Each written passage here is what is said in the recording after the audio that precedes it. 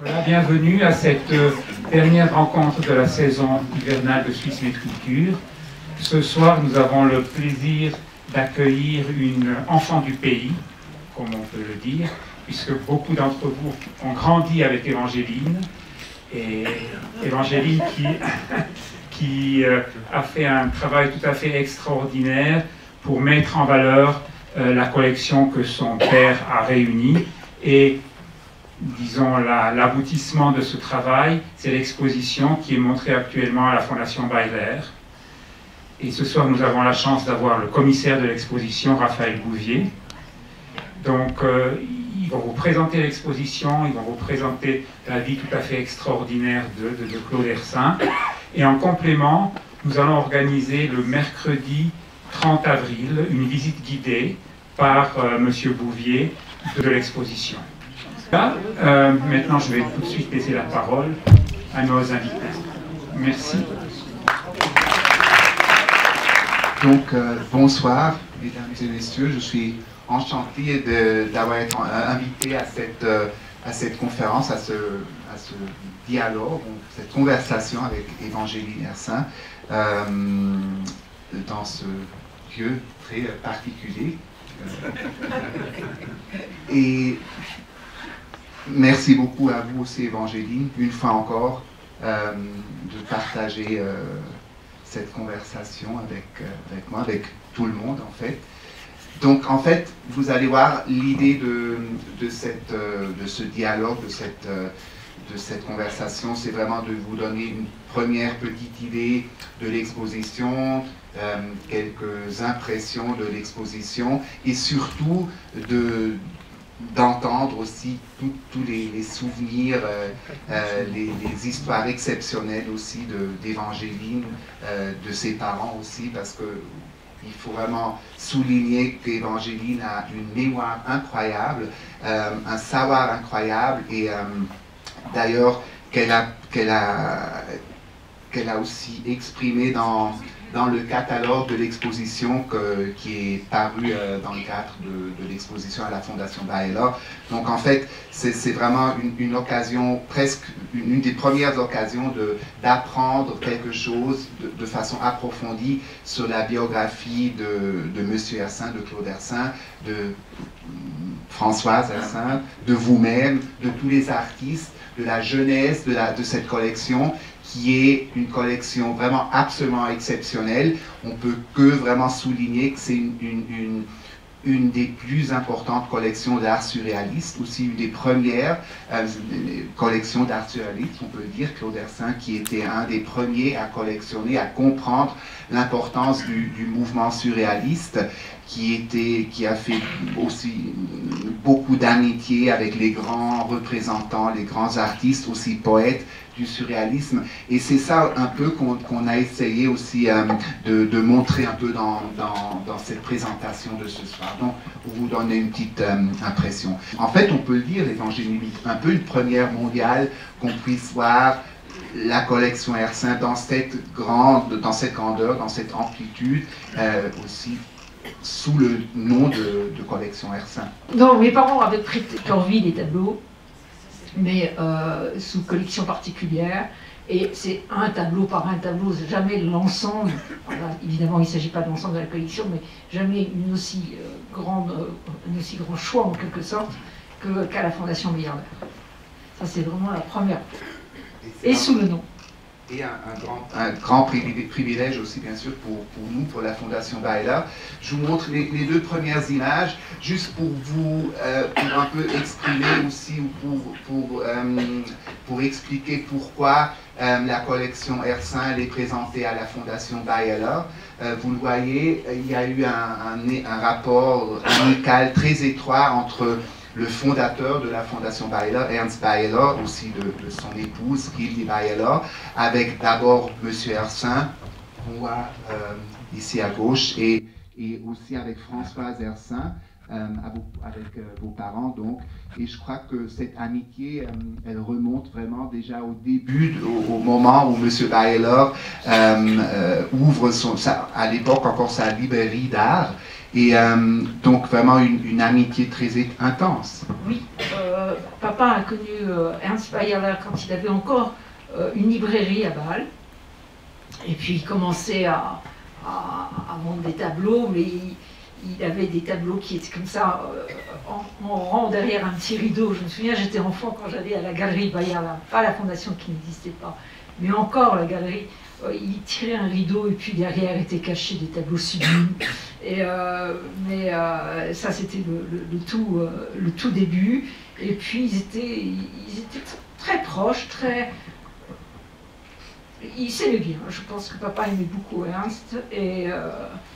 Et puis après, quand maman a continué en définitive d'être très, très proche d'Ernst Bayerler, je regarde ces photos parce que sur la première photo, on voit papa qui se lève et qui est déjà âgé, il était beaucoup plus âgé qu'Ernst Bayerler. Et dans la deuxième photo, c'est amusant, c'est moi qui ai pris la photo. Je crois que c'était une exposition Magritte. Exactement. Et là, Ernst Bayerler se plaint auprès de maman des difficultés qu'il a eues pour construire la fondation Bayerler avec les architectes. Il disait que ça avait été terrible avec Renzo Piano, que les architectes ne voulaient en faire qu'à leur tête et qu'ils ne se rendaient pas compte qu'il fallait d'abord mettre les œuvres en valeur plutôt que l'architecture en elle-même. Et ça, c'était ça l'objet de leur discussion tous les deux. Et je l'aime bien parce que maman écoute très sagement et c'est très démonstratif. D'ailleurs, c'était aussi vos parents des grands prêteurs aussi pour les expositions, oui. D'abord même de la galerie Bayerler, ensuite de la fondation. Je me souviens de la grande exposition Magritte, Max Ernst, Balthus, Dubuffet. Sans les prêts de la collection Hersin, on n'aurait pas pu faire ces expositions. Donc certaines œuvres avaient déjà l'honneur d'être exposées chez nous. Et d'autres sont en fait présentées pratiquement pour la toute première fois. Tout à fait, mais il y a des œuvres qui ont déjà été, par exemple, si vous prenez un tableau que vous verrez après, Oedipus Rex, ou même Le Diable, ils avaient été prêtés à la galerie exactement. Des gens. Je ne sais pas si d'aucuns d'entre vous se souviennent de la galerie Bayerler dans ce bâtiment, dans le vieux Bâle, absolument merveilleux, où on montait par des escaliers pour découvrir des merveilles, c'était beau. Et voilà, mais papa n'a pas connu la fondation, il est mort avant. Mais Bayerler était déjà sur la voie de l'élaboration de son projet. Et je crois, ça on peut même le dire, un peu l'idée ou le rêve de Bayerler, c'était même d'intégrer certaines œuvres de la collection Hersin dans sa fondation, parce qu'il avait un peu un manque d'œuvres surréalistes dans sa propre collection. Voilà. Ils avaient des lignes très différentes tous les deux. Aucun des tableaux de la collection de mes parents ne vient de la galerie Bayerler. Ils n'ont jamais acheté de tableau chez Bayerler. Mais ils avaient des lignes assez différentes, mais en définitive très complémentaires. Vous le verrez si vous avez l'occasion de voir l'exposition. Tout se répond, il y a une espèce de langage entre ces œuvres qui fonctionne très très bien. Le dialogue complémentaire, comme vous dites, tout à fait. Donc peut-être commençons avec peut-être on peut dire l'œuvre fondatrice de la collection Hersin, c'est ce petit magnifique tableau-objet de Max Ernst qui date de 1920 et que votre père a acheté à l'âge de 17 ans. Oui. Il a acheté ce tableau à 17 ans à une toute première exposition surréaliste à la Galerie du Sans Pareil en 1921. Et c'est une petite œuvre, en réalité il est tout petit, tout est de Max, même la cage autour est fait de la main de Max Ernst. Et il a acheté ce tableau, il avait 17 ans, il était élève au lycée Janson de Sailly. Et il a acheté ça. C'est assez étonnant. Voilà. Vous avez à côté une photo du reste de papa à 17 ans. Et ça donne une idée du personnage. Enfin, et aussi de la situation temporaire. Les années 20, en fait, il achète le tableau de Max Ernst avant que le mouvement surréaliste ait commencé officiellement. Donc c'était vraiment un pionnier en tant que collectionneur de surréalisme. Oui, tout à fait. Et c'est une passion, en fait, une passion de l'art qu'il a ensuite développée pendant toute sa vie. Toute sa vie, jusqu'à la fin de sa vie, on peut dire. On continue peut-être après.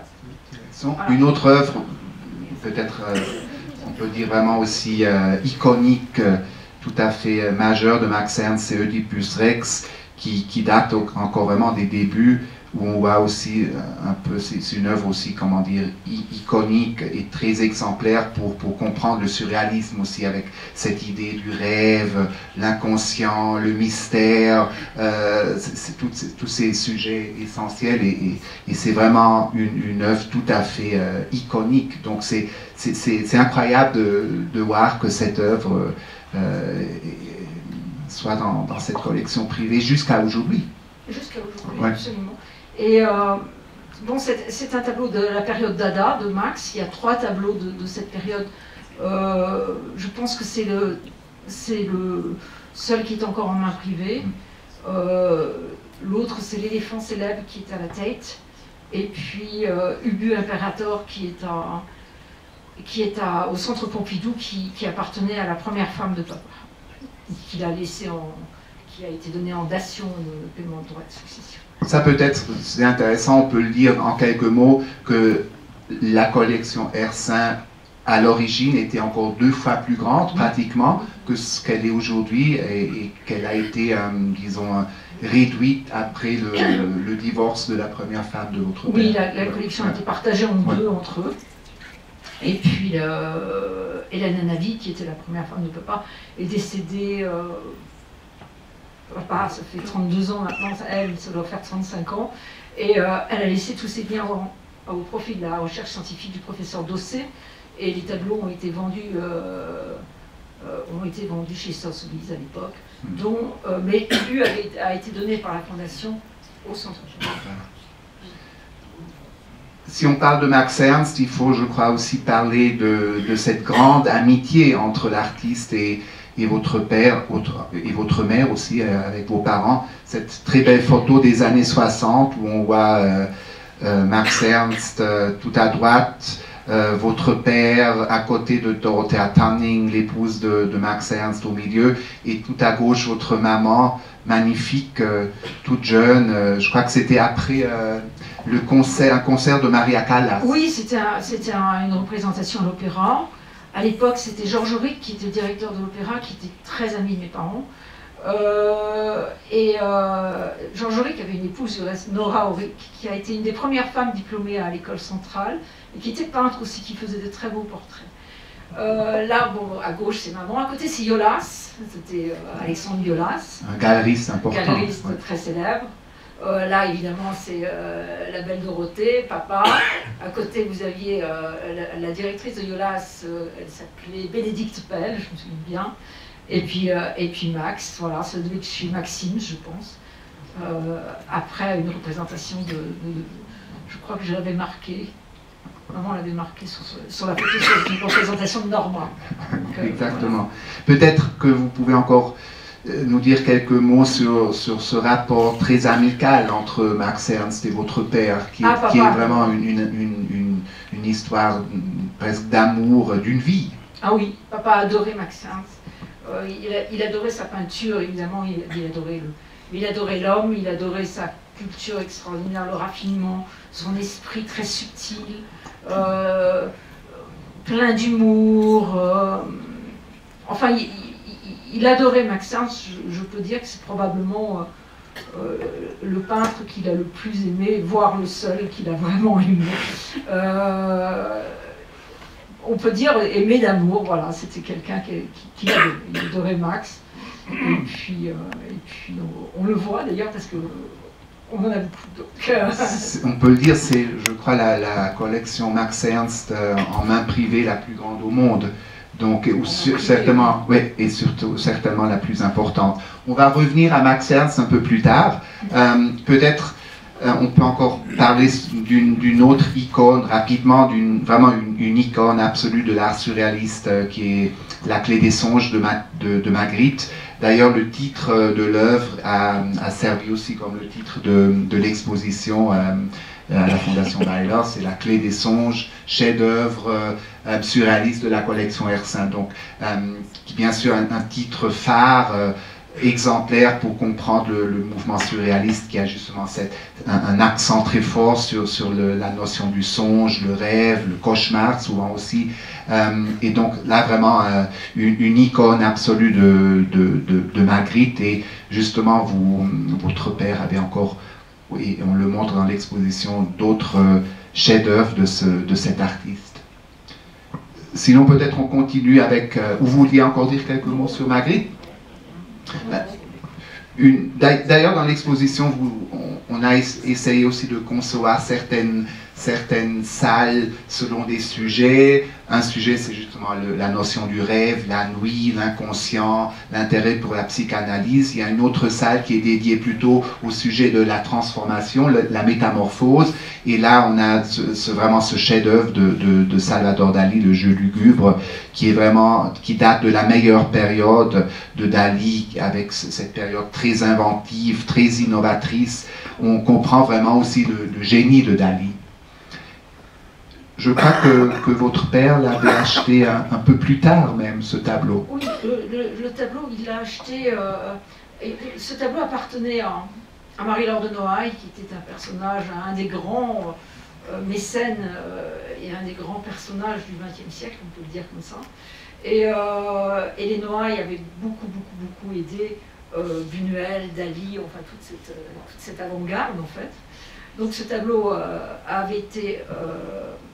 ensuite, Marie-Laure l'avait, on ne le sait pas très bien, donné ou vendu à Félix Labisse, qui est un peintre belge, et Félix l'avait vendu à papa. Donc, mais tout ça, ça s'est fait très rapidement en fait, entre Félix et papa, ça a été très vite. Donc je ne sais pas très bien exactement comment ça s'est passé. Mais enfin voilà, donc c'est un tableau qui est assez incroyable parce que il a fait l'objet de beaucoup de polémiques au sein du groupe surréaliste. On peut le montrer aussi, entre autres à cause de ce détail. Voilà, il y a un détail scatologique qui est là, qui fait qu'André Breton et son groupe ont débarqué chez Dali et ont voulu détruire l'œuvre parce qu'ils estimaient que c'était scatologique. Et Dali raconte qu'il était monté sur une échelle pour cacher le tableau en hauteur, pour qu'il échappe aux foudres d'André Breton et de ses compagnons. D'ailleurs, c'est un tableau aussi remarquable parce qu'il montre à quel point le mouvement surréaliste était aussi important.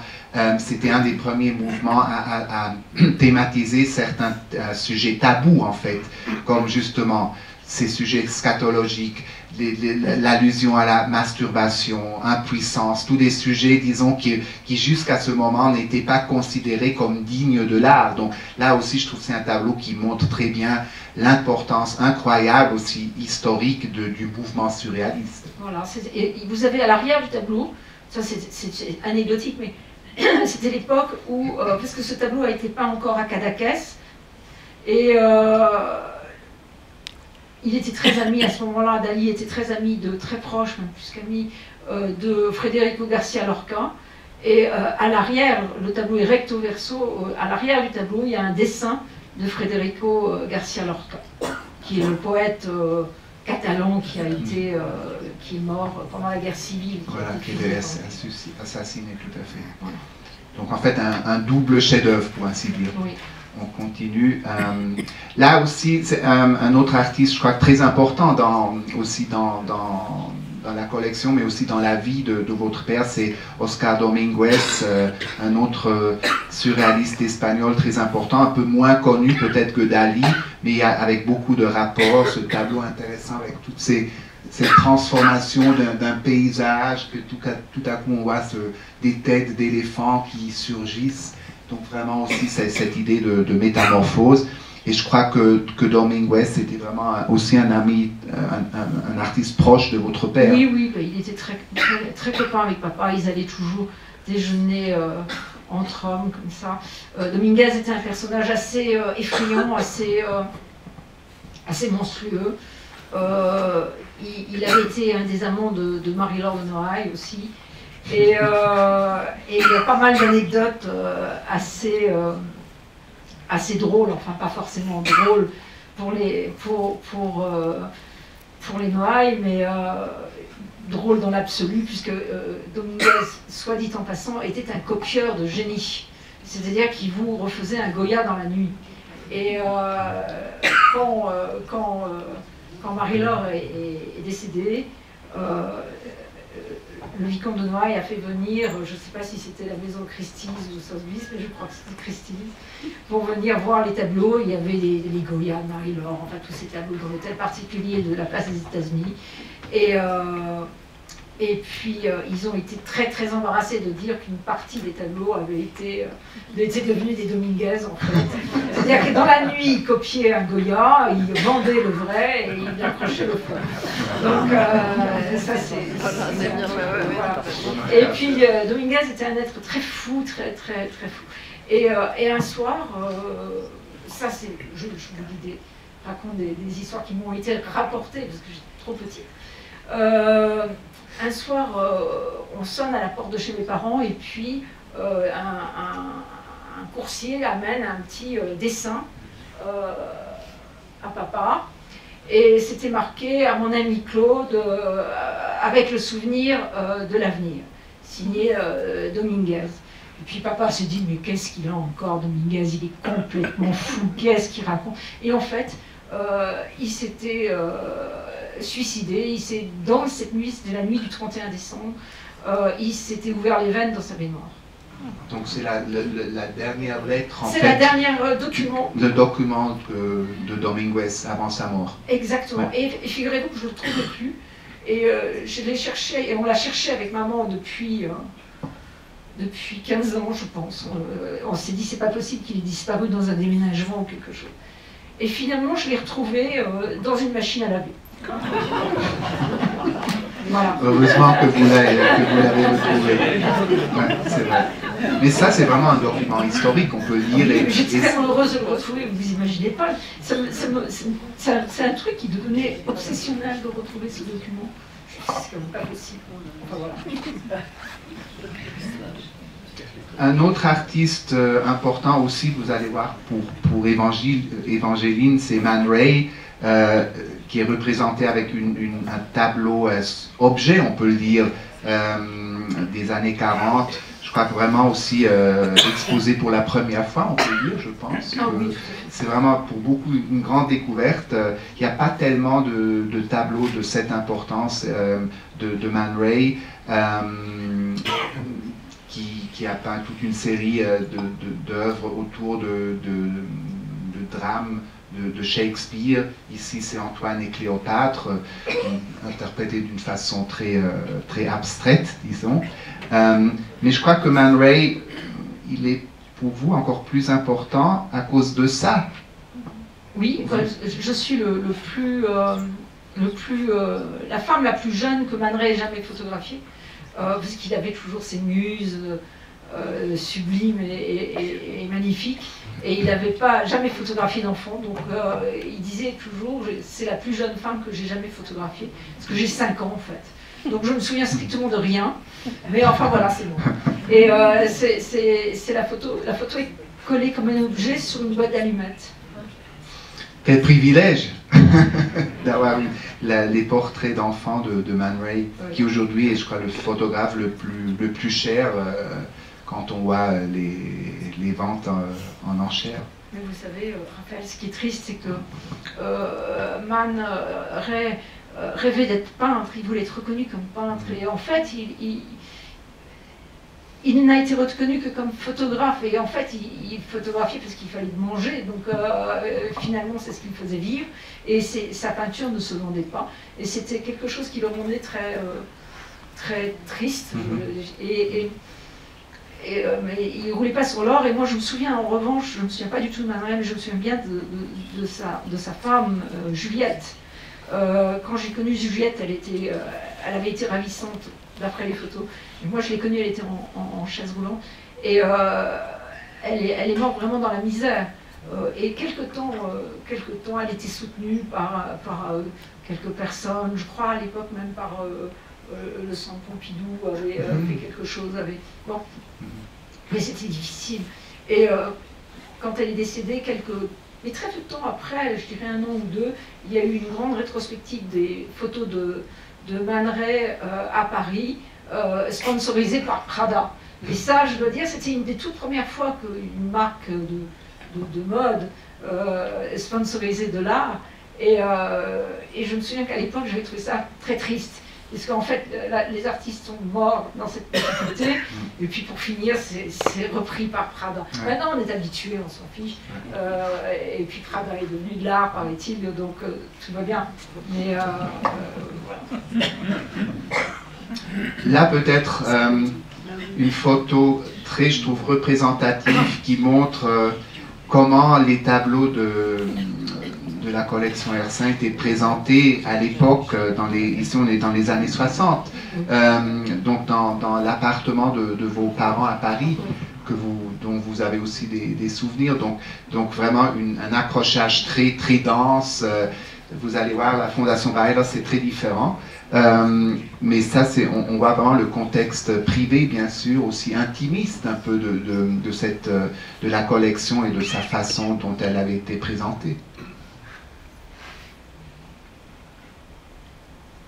Un autre artiste important dans les deux collections, donc là je voulais de façon un peu exemplaire montrer que justement Évangéline l'avait mentionné, que la collection Hersin, la Fondation Baeller, elle est présentée aussi en dialogue avec certaines œuvres choisies de la collection Baeller, qui justement est très différente, complémentaire, mais en même temps il y a des points, des artistes qui apparaissent dans les deux collections, Max Ernst notamment, mais aussi Picasso, et donc avec la femme au chat de la collection Hersin, et à côté le buste de femme de la collection Baeller. Je crois que sur la femme au chat, on peut dire que c'est considéré comme un portrait caché de Paul Éluard. Oui, c'est un portrait, enfin paraît-il, c'est un portrait critique de Paul Éluard en travesti.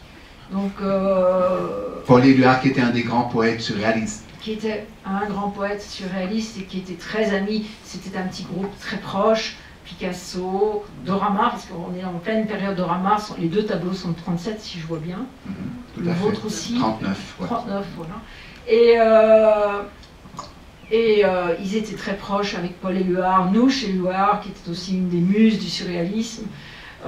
Et tout ce petit monde se voyait, se fréquentait. Et ils allaient chaque année en vacances à Mougins, enfin près de Mougins, la Garoupe, je crois. On est tombé complètement par hasard sur un film sur Arte qui s'appelle Un été à la Garoupe. Et bon, pour finir, on a regardé, et puis on a appris l'existence de ce petit groupe. Il y avait Man Ray, à l'époque, il sortait avec une femme qui s'appelait Fridolin quelque chose, Nouche, Éluard, Picasso, Dorama. Et ils étaient tous là, et un été, Picasso, qui travaillait nuit et jour énormément, est arrivé un matin avec ce tableau. Et il a déclaré que c'était le portrait de Paul Éluard en travesti, ce qui avait été moyennement bien pris. Et c'est vrai que le tableau est assez grinçant, mais voilà, j'ai trouvé ça amusant et je l'ai appris grâce à Arte. Voilà. Donc, la télévision a du bon. Oui, d'ailleurs, un tableau vraiment absolument oui, surréaliste, on peut dire presque. Oui, on comprend pourquoi Picasso avait été considéré par les surréalistes un peu comme un père ou comme une sorte de fondateur, bien que Picasso lui-même ne se voyait pas en tant que surréaliste. Mais je crois que c'est aussi une des rares fois, une des premières fois qu'on voit le tableau. Il n'a pas été exposé tellement souvent. Non, il avait été prêté à New York à peu près au moment du décès de papa, mais ça fait plus de 30 ans. Donc, et sinon, grande redécouverte, on peut dire. Voilà, une redécouverte. Ensuite, là, La ville entière, vraiment un chef-d'œuvre absolu de Max Ernst. Là, je crois que c'était le tableau préféré de votre papa. Oui, ça c'était La ville entière, ça c'était le tableau préféré. Il me disait toujours, enfin il ne me disait pas qu'à moi, mais il le disait, si je ne devais garder qu'un seul tableau, ce serait celui-là. Et on comprend pourquoi. C'est dire, bon, on ne s'en rend pas forcément très très bien compte, mais il y a toute une vie à l'intérieur de cette ruine, on peut dire ruine, ou monde imaginaire, ou monde de science-fiction. Enfin, on voit des petits personnages animaux, des personnages humains. Il y a toute une vie à l'intérieur de cette destruction. Donc, et la végétation qui amplifie. Donc, qui s'impose sur l'homme, en fait. Absolument. Et en fait, on voit aussi bien sûr l'influence du romantisme allemand sur Max Ernst, mais aussi, et c'est comme ça qu'on le présente à la Fondation, il y a une forte inspiration d'Henri Rousseau, qui, avec ses jungles légendaires, qui a fortement inspiré aussi les nombreux tableaux de forêt de Max Ernst, qui s'est beaucoup intéressé à ce sujet. Donc, et je crois que c'est vraiment assez exceptionnel qu'on puisse montrer ces deux chefs-d'œuvre dans un dialogue immédiat. D'ailleurs, ici, vous avez encore une prise de vue de la salle comme les œuvres sont présentées actuellement, avec d'autres tableaux de forêt de Max Ernst de la collection Hersin, un autre Max Ernst de la nôtre, et ensuite bien sûr le Rousseau justement. Donc je crois que ça c'est une salle, on peut dire qu'on est particulièrement fiers aussi. On est très fiers de la salle des forêts. Elle est vraiment parfaite. Oui. Non, vous y êtes pour tout, moi rien. Ah non, non, ça c'est vraiment une très belle salle. C'est vraiment une belle salle. C'est une belle salle. Ensuite une autre salle complètement dédiée à Max Ernst. Là aussi, juste pour vous donner une petite idée, une impression comment elles sont présentées, justement très différemment à la façon de présenter qu'on avait vu dans l'appartement de vos parents. Donc ici, bien sûr, le contexte muséal qui est tout un autre.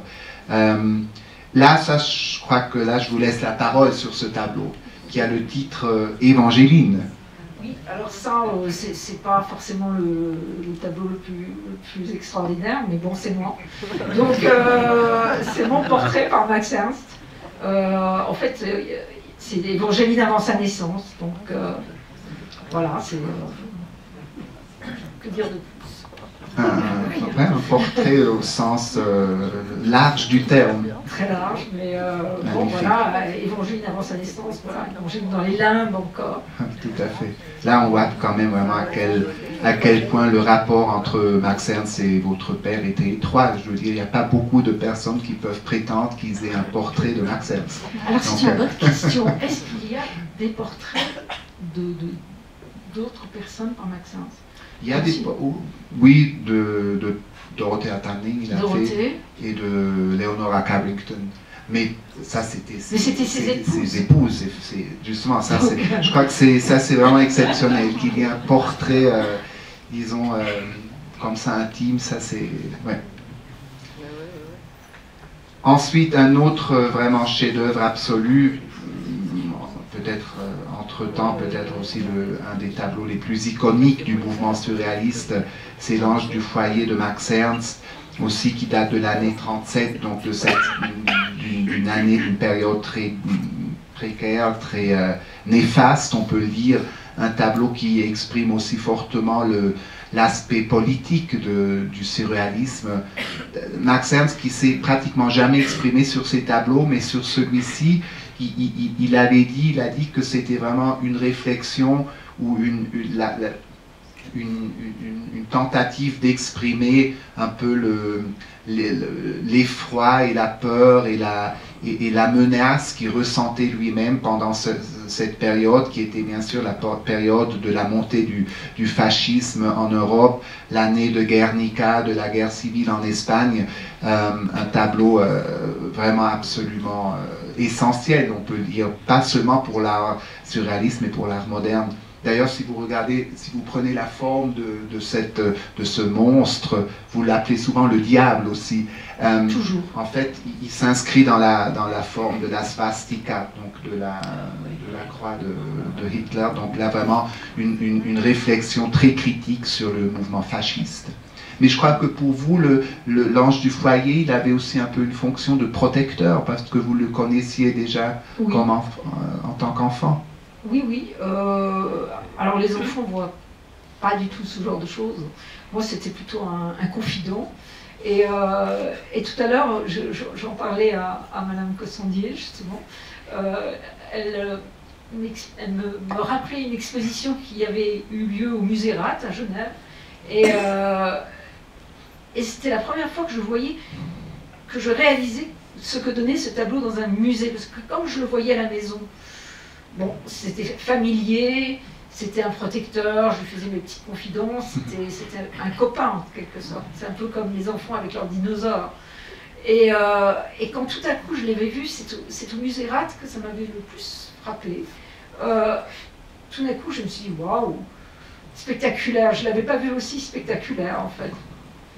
Le regard change. Le regard change quand on le voit exposé dans un musée, mais c'est valable d'ailleurs. Là, je voulais garder un souvenir particulièrement frappant, ainsi que toutes les interprétations les plus folles que j'ai pu entendre depuis que je suis née. Il est passé par toutes les interprétations possibles et inimaginables.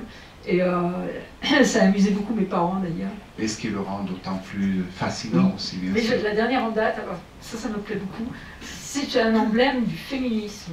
Ah oui, ça c'est une nouvelle perspective. Parce que l'ange du foyer, ça fait référence à une revue, je crois, allemande avant la guerre, et une femme était l'ange du foyer. Et donc, elle se révolte, vous voyez, elle n'est pas contente apparemment.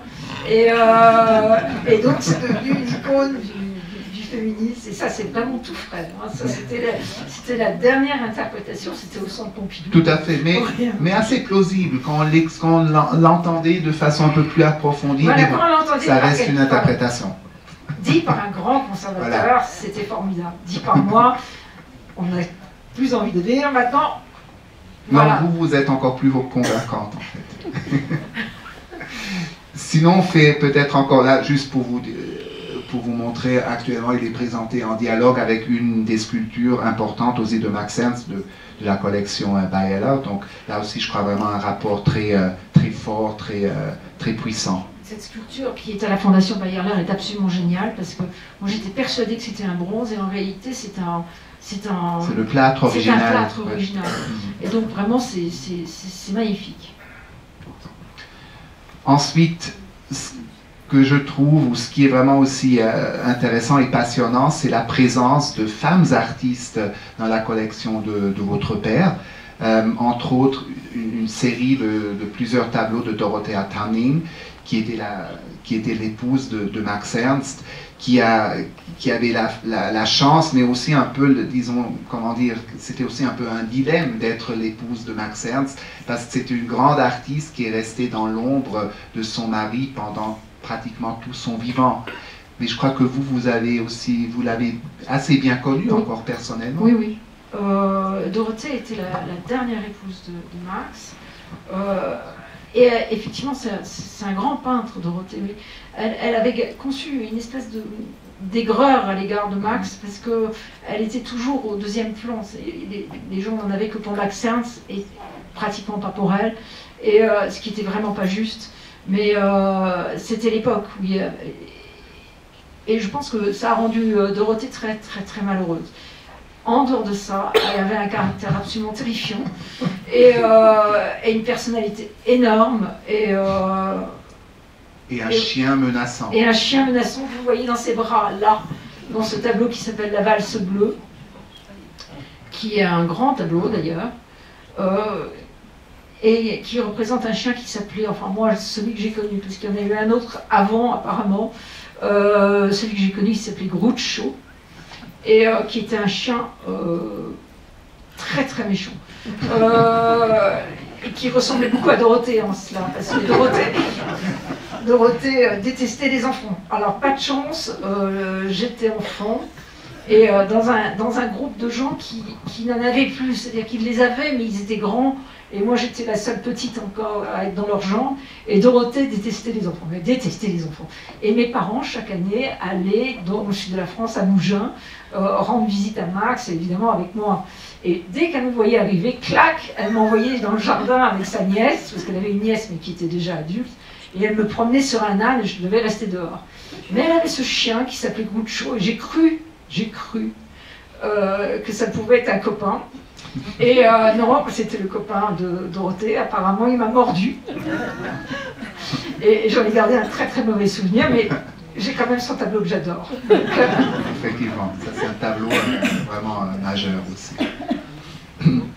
Une autre femme artiste représentée dans la collection, c'est Toyen, avec ce tableau qui est vraiment pour beaucoup de spécialistes une découverte, parce qu'on ne l'avait plus vu depuis bien longtemps, qui est vraiment un tableau magnifique. Toyen qui était une femme, qui était une artiste tchèque, qui a d'ailleurs aussi fortement, je crois, établi le surréalisme en République tchèque à l'époque.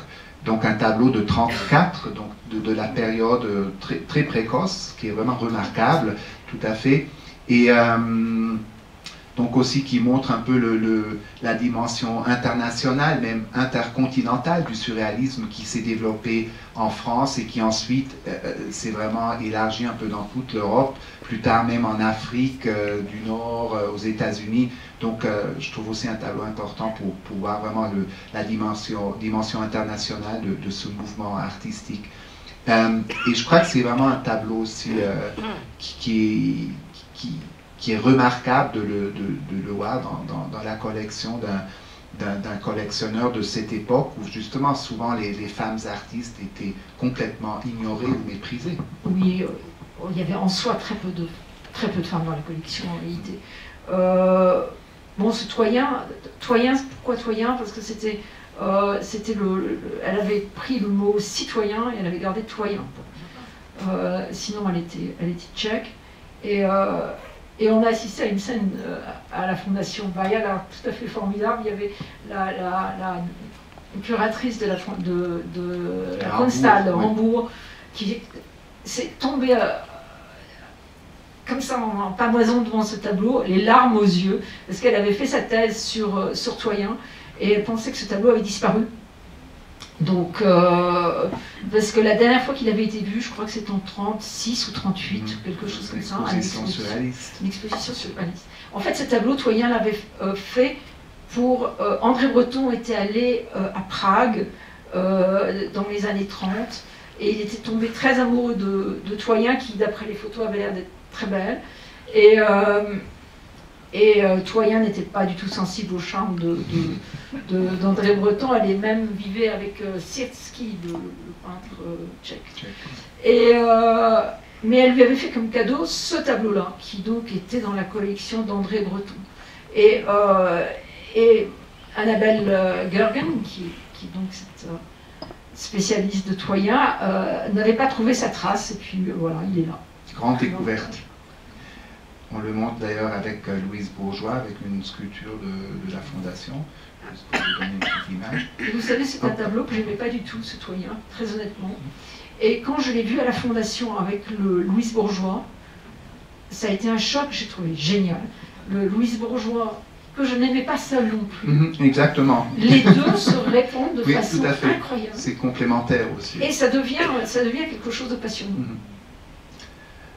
Passons à un autre artiste quand même essentiel dans votre collection, c'est Balthus, qui est représenté avec plusieurs œuvres centrales, majeures de l'artiste, notamment avec ce vraiment magnifique portrait de votre père qu'il a fait juste après la Deuxième Guerre mondiale.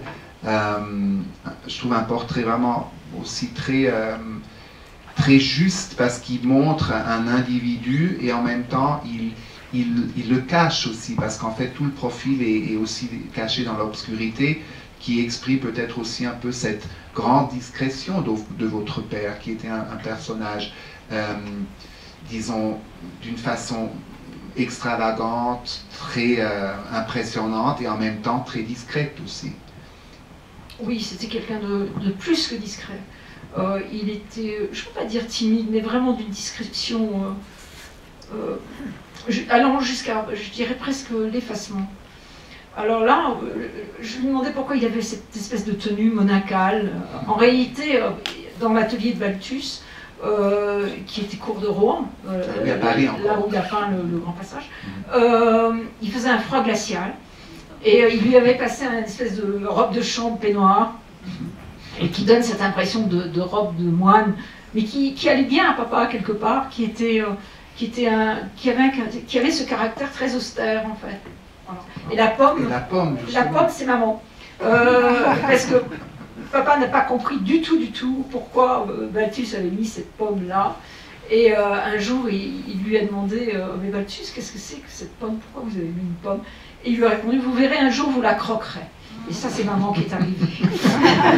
Donc un portrait cryptique de votre maman.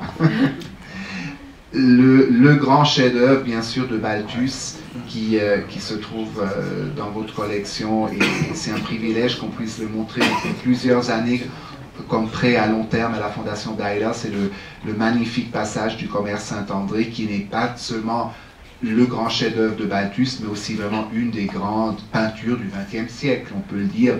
Et peut-être que, justement, sur ce tableau, on pourrait maintenant passer des heures, ce qu'on n'a malheureusement pas à disposition, mais peut-être que vous voulez encore nous dire un peu quelque chose sur ce rapport très particulier entre Balthus et votre père, qui l'a fortement soutenu aussi financièrement. Oui, papa faisait partie ils étaient un petit groupe à soutenir Balthus financièrement dans les années 50, enfin tout de suite après la guerre. Et dans ce groupe, il y avait Pierre Matisse, Alix de Rothschild, Henriette Gomez et son mari, et papa, peut-être que je l'ai vu, mais je crois qu'il n'y avait que. Et il faisait vivre Balthus, ce qui n'est pas rien de faire vivre Balthus, parce que il avait un goût démesuré pour le luxe, la beauté et la splendeur. Et donc, c'était une lourde tâche. Et en échange, ils avaient des tableaux. Assez peu, puisque Balthus a peint très peu. Je ne sais pas combien de tableaux il y a de Balthus, mais il y en a très peu. C'est vrai. Et voilà, et dans cet échange, en fait, dans ce mécénat, papa a eu le grand Balthus et puis les nus qui sont exposés chez vous. Exactement, vraiment. Là d'ailleurs, là on voit encore votre père et vous-même devant le Balthus dans les années 60. Magnifique photo aussi. Oui, c'est émouvant. Un petit peu plus tard, mais oui, là il est accroché à la maison. Et c'est là où papa a été tellement catastrophé de cette photo. Il s'est trouvé tellement âgé. Il s'est dit c'est pas possible d'avoir un enfant aussi jeune et d'être aussi vieux. Donc il s'est jeté chez un chirurgien esthétique. Et pour se faire enlever les poches sous les yeux. Il était en avant-garde. Oui, il était vraiment en avant-garde. Et il a souffert le martyre. Ça a été absolument effrayant. Mais voilà, l'origine, c'est cette photo.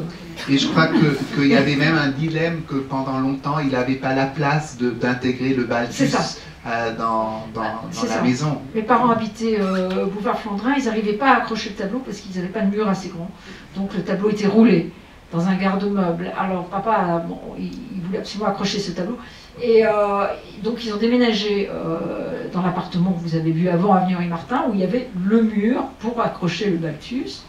Et c'est là où vous nous voyez assis tous les deux. Là, pour vous donner encore une petite idée, le tableau, le Balthus, il est vraiment très grand. C'est vraiment un tableau monumental, en fait. Il fait 3 mètres 20 ou 3 mètres 40, il est au carré. Qui ouvre pratiquement le mur, c'est comme une continuation de la salle. Quand on l'avait prêté à la fondation Janada, il y a pas mal d'années, Léonard avait dû casser la porte d'entrée, il avait dû casser la porte en haut pour pouvoir faire rentrer le tableau. Et on le montre, vous voyez, avec Giacometti, qui est bien sûr un artiste essentiel pour la collection de la Fondation. Et d'ailleurs, c'est un tableau magnifique qu'on peut combiner très bien avec Giacometti, mais avec beaucoup d'autres artistes, même de façon, en fait, avec tout ce qui est surprenant. Parce que Balthus, c'était un peu un anti-moderniste à l'origine, et en même temps, on peut le combiner avec Picasso, avec l'abstraction, même avec des artistes contemporains. Donc c'est un tableau, je trouve, vraiment intemporel, et on le voit de plus en plus. Vous avez joué avec ce tableau absolument de toutes les façons possibles, et tout colle, en Exactement. là, parce que bon, c'est pas une école, avec Giacometti, c'était pas ce qu'on appelait, il y avait Gruber aussi, c'était pas cette école misérabiliste. Ah ouais, je savais pas, Ouais. mais c'est très possible. Et donc ça colle bien, Forcément avec Giacometti, mais avec tout ce que vous avez fait comme présentation, je dois dire, c'est génial, parce que le tableau est à la Fondation prêté depuis une dizaine d'années. Oui, tout à fait. Ouais. Et parce qu'un matin, maman s'est réveillée, elle s'est dit, c'est pas possible, il n'y a plus d'exposition Balthus, on ne voit plus Balthus nulle part, c'est pas possible. Et puis nous, on n'arrive pas à l'accrocher à cran, on n'a pas les murs, à Montreux non plus, bon bref. Et donc on a pris rendez-vous avec Sam. Je ne sais pas si c'était vous, si c'était Olivier Vic. C'était encore avant. Oui, oui. Et puis elle lui a proposé de prêter le tableau pour pouvoir le montrer. Et puis voilà, c'est devenu un prêt à long terme. Oui. Et on est très très reconnaissant de pouvoir le montrer chez nous. C'était voilà. vraiment une vision géniale de votre mère, Maman, de comprendre. C'était une vision absolument géniale parce que, mais ça lui a pris comme ça. Hein. Elle s'est levée un matin, elle m'a dit, Evangeline, j'avais pas à discuter, elle m'a dit, Evangeline, il faut qu'on fasse quelque chose pour Balthus. Il n'y a que chez Bayard qu'on peut faire quelque chose. Et c'était parti. Merci à Françoise. Peut-être rapidement, comme ça on termine bientôt, comme ça vous avez encore l'occasion de poser quelques questions si vous avez envie. Peut-être un autre tableau vraiment essentiel, peut-être le tableau le plus important de Fautrier, c'est le Massacre qu'il a réalisé dans le cadre, pendant la Deuxième Guerre mondiale, après le massacre à Oradour, Oradour, tout à fait. Donc là aussi, vraiment exceptionnel de pouvoir montrer ce tableau vraiment presque existentiel, on peut dire, de Fautrier. Et bien sûr, peut-être pour terminer, même génération Dubuffet qui est aussi représenté avec un magnifique groupe d'œuvres dans votre collection, qui est d'ailleurs aussi important pour la collection d'Ayala. Mais je crois que ce tableau que vous voyez là, le Boc à la vache, qui date pratiquement de la première période, c'est un tableau particulièrement saisissant aussi, et je crois que vous avez aussi un rapport assez particulier avec ce tableau, que vous connaissez depuis toujours. Oui, ça c'était le tableau qui était accroché dans ma chambre d'enfant, et donc je l'ai toujours eu sous le nez. Je l'adore, c'est vraiment mon tableau, j'adore ce tableau. Et un jour, maman reçoit un coup de téléphone d'une dame qui lui dit, écoutez, je suis la fille de Francis Ponge, et je sais que vous avez, mon père avait vendu Boc à la vache à votre mari, et avant il était accroché dans ma chambre d'enfant. Et j'aimerais tellement pouvoir le revendre. Donc voilà, c'est un tableau d'enfant qui a fait un tableau de petite fille en fait, et qui a été dans la chambre de deux petites filles.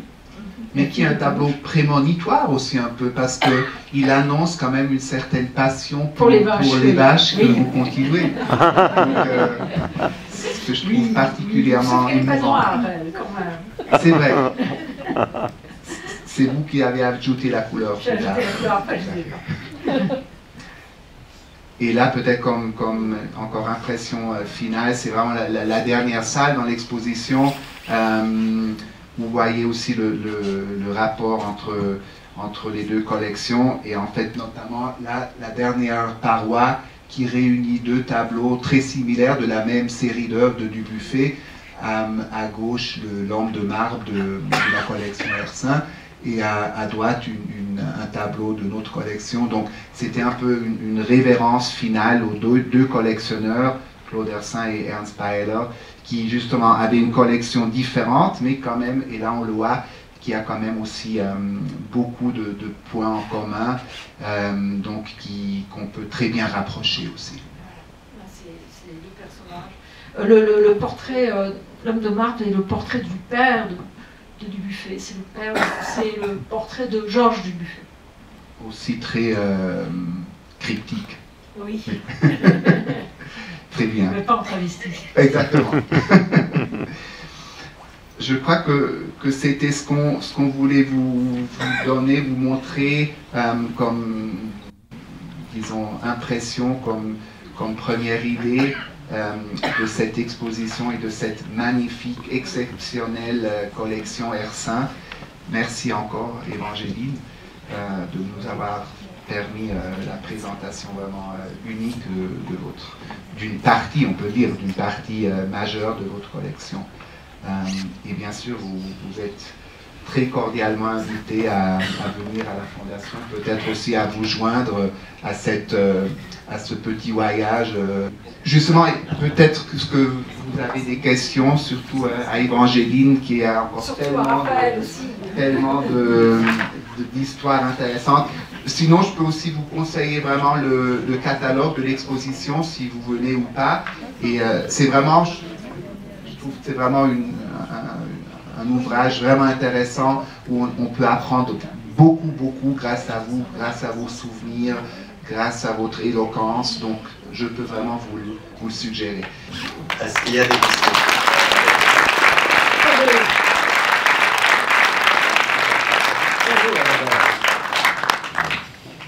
Je voulais vous demander, d'après ce que je comprends, la collection est très grande.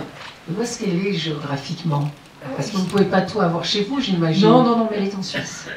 D'accord, mais il y a un endroit où on ne peut pas la voir. On ne peut pas la voir, non, on ne peut pas la voir de façon permanente. Merci. Bon, à l'occasion de prêt. Bonsoir. Est-ce que justement votre père vous a expliqué, puisqu'il a commencé dès l'âge de 17 ans, pourquoi il a eu cette démarche et qu'est-ce qui l'a attiré dans le surréalisme français et suisse? Écoutez, très franchement, non. Je pense que c'est le hasard le plus complet qui l'a attiré dans cette galerie. Il était en classe avec un garçon dont la sœur sortait avec un membre du groupe surréaliste qui exposait dans cette galerie. Et il allait voir l'exposition, il a pris son copain avec lui. Il se trouve que ce copain, c'était papa. Je crois que c'est vraiment le hasard. Papa était quelqu'un, enfin c'était un garçon qui venait d'un milieu archi, j'allais dire bourgeois, et qui n'était pas spécialement en marge, j'allais dire. C'est le hasard, il a eu un coup de foudre et ça ne l'a jamais quitté. Mais j'ai pas plus d'explications que ça, il n'était pas très bavard, il n'était pas très ouvert. Votre père n'était pas, entre guillemets, qu'un banquier, mais c'était aussi une personne en fait, un intellectuel, aussi intéressé à la philosophie et à tout ce qui est l'esprit. Et ça, je me souviens, vous l'aviez mentionné, et donc son intérêt pour tout ce qui est le domaine de l'esprit, de l'intellectuel. Et en fait, le surréalisme, c'est quand même aussi un mouvement de l'esprit qui s'intéresse beaucoup à ces dimensions. Donc peut-être que c'était aussi une raison pour cette affinité particulière pour le surréalisme. Je ne sais pas. Oui, c'était un garçon extrêmement cultivé avec le goût de l'esprit. Enfin, je veux dire, il avait comme professeur Henri Bergson. Bergson prenait des jeunes gens le week-end, allait dans sa maison de campagne, et tous ces jeunes étudiants, jeunes lycéens allaient écouter les cours d'Henri Bergson, qui était un des grands philosophes du début du XXe siècle. Donc tout ça, c'est un esprit. Sa cousine, Simone Kahn, qui deviendra Simone Collinet, mais avant d'être Simone Collinet, a été Simone Breton. L'année, c'est très amusant parce que je l'ai trouvé par hasard. Quand papa a acheté son premier tableau, il avait 17 ans en 1921. Et c'est l'année où Simone Kahn, qui était sa cousine, a épousé André Breton. C'est la même année. Donc, et la photo que vous voyez là, de papa en jeune dandy, est adressée à sa cousine. À l'arrière, il y a un envoi à ma cousine Simone Kahn, signé Claude. Donc, est-ce qu'il y a eu une interférence? Est-ce qu'il y a eu quelque chose? Je ne sais pas du tout. Mais c'est une possibilité, toutes les pistes sont ouvertes. On a un petit souvenir de Swiss Made Culture, pardon, là. Comme vous êtes le grand, on va commencer par Raphaël. Votre nom, voilà, et la date. Et de l'autre côté, il y a une scène. Voilà, je vous en prie. Bon, j'ai dit là. chose, mais avec une autre scène et avec ton nom ici. Mais merci. Merci pour la passionnante.